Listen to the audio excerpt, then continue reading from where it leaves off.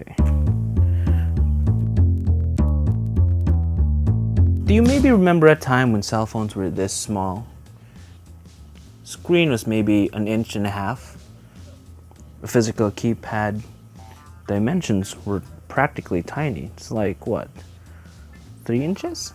But these things lasted forever. This is a Nokia 7650, I guess. I had this when I was in high school. This one cell phone was used by my dad, then passed on to me, and I think my sister was even able to use it for a while. That's a small piece of technology that lasted for years and years and years. Maybe total service time, 4 years. And then came the iPhone, and phones started to get bigger. We also noticed that they started to have a lot more problems that we didn't care about back then, like battery life. This cell phone would last you 3 days, 4 maybe on a charge. This cell phone lasted you mere hours, maybe 8 if you were lucky. But the screen was bigger, the camera was a little bit better, and it offered a slew of new possibilities for ways to use your cell phone. Fast forward to a couple of years later, and people started having crazy notions for phones, like the BlackBerry. I mean, I know the BlackBerry was around much longer before, but no one really copied their look. This is a MyPhone, I think Rio, my sister used to have in her college days, and she used this phone for a good year, and then it died. I bought my first phone. It was a Galaxy Mini, and that was my very first ever Android phone. I don't have that with me anymore. I don't know what happened to it. I immediately realized that there were more these small computers could offer. Then I had this, the Samsung Galaxy S2. At the time, it was top of the line. The camera on this was ridiculously good. The screen was amazing. It was the very first AMOLED I ever played with. And it was just a beast of a phone of its time. All things come and go, and this thing went much sooner than I wanted it to. I came out of a Jeep, it fell out of my pocket, and the rest is history. After that fiasco, I was able to use this for a short amount of time before it started really to give out. And it just so happened I was able to get a good deal on a used Nexus 4. It was pretty good, and as you can see, it's still in pretty good shape actually.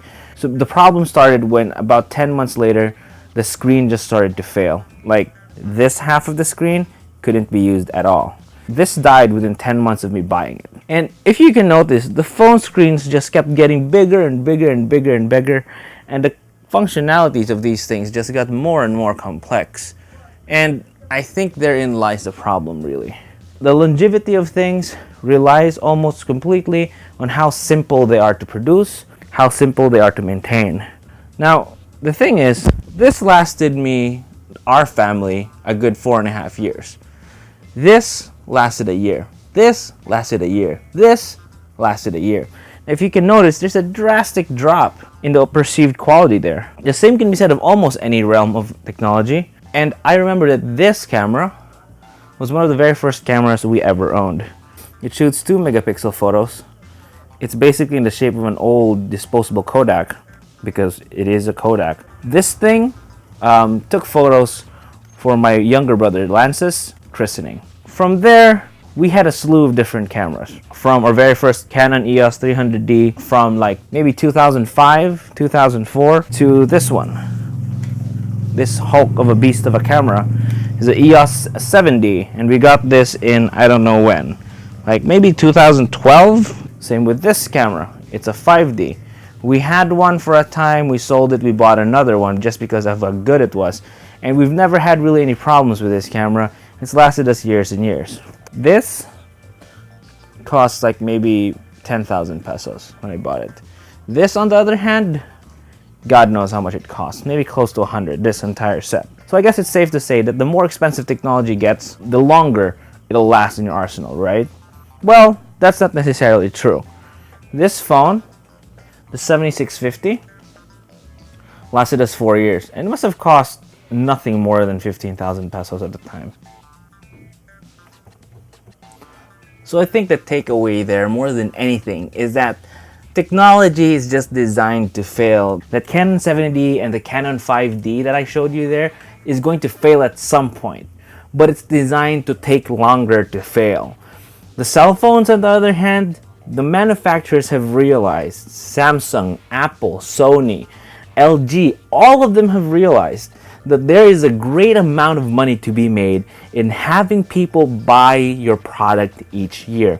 Why do you think they release new phones on a yearly basis? Now, of course, when you have a solid product like this one, which lasts 4 years, 5 years, you're not gonna want to buy a new phone. So of course, they design the phones to fail. How do they do that? Well, sometimes it's in the battery. This came out of here. So this battery is designed to fail after a set amount of time. And that's usually the first one to go. Casey Neistat, one of his very first videos, was complaining about the iPod's battery being terrible. His iPod's battery died about 16 months into usage. It just wouldn't hold a charge anymore. The same thing with most of those other tech.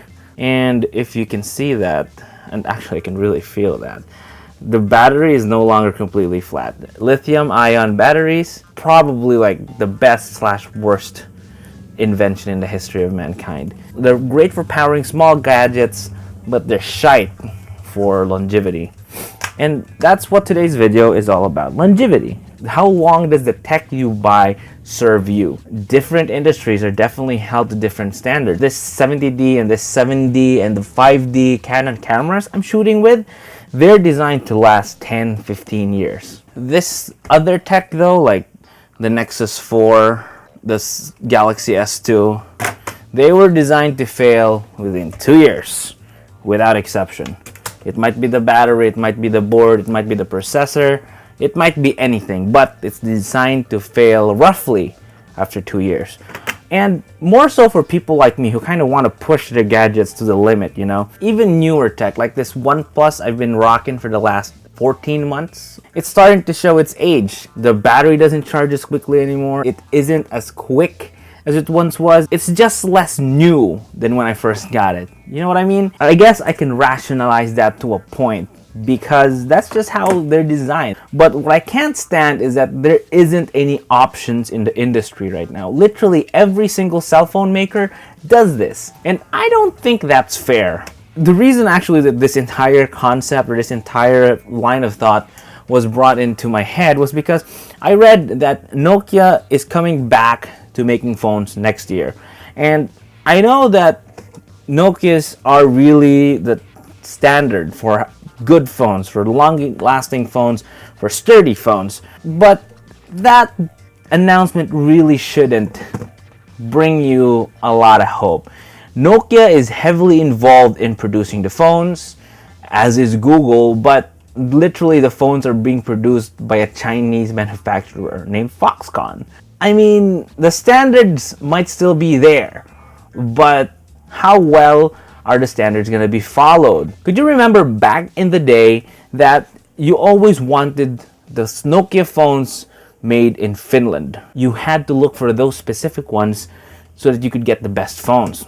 This is not a knock on China. I mean, I'm sure China makes shoddy products every day, but some of the best gadgets also come from China. Meizu, Xiaomi, OnePlus, even your iPhone that you're probably watching this on was made in China. Look in the back. It says designed by Apple in California. Doesn't say where it was built. That's China. And that's actually the same company that's producing the Nokia phones, Foxconn. We might actually see the comeback of durable phones. But again, it's to the company's best interest, to their bottom line's best interest, that you buy a new phone every 2 years at the very latest. I guess really the final takeaway is you get what you pay for. Your phones, the top of the line phones, if you buy them brand new and care for them really, really well, they'll probably last you 3 years. But let's be realistic here. You and I, people who are kind of tech heads and just are on their phones all day, we abuse the hell out of our phones. We push them to their very limits and we expect them to last forever. And they're not. So I guess the final takeaway there is just expect your phones to fail. Don't rely too much on it. Don't get too attached to it. Because once it fails, and I assure you, my friend, it will fail, you're just gonna get your heart broken. Okay, too much rambling for today. Thank you very much for tuning in. Just make sure you back up everything to the cloud. If you don't know how to back up everything that you have on your phone right now, on your Android phone, I have a video explaining how to do that. It's in the down there. I just wanted to kind of quickly announce also that I'll be changing up how the vlogs are going to be released. Decided that really the best way to proceed with these vlogs is to release 6 videos a week. So I'll be releasing new videos 9:30 a.m. every day, Monday through Saturday. Sundays I might release a video, I might not. I make no promises for Sunday, but Mondays through Saturdays 9:30 a.m. I will release a new video. Okay, that's it for today's vlog. If you liked this video, please hit the like and subscribe buttons down there. It really means a lot. If you're already subscribed, thank you. You're a great human being. Also follow me on Facebook. It's down there. And that's it, I guess. Thank you very much for tuning in. I will see you guys tomorrow. Until then, stay awesome. Peace.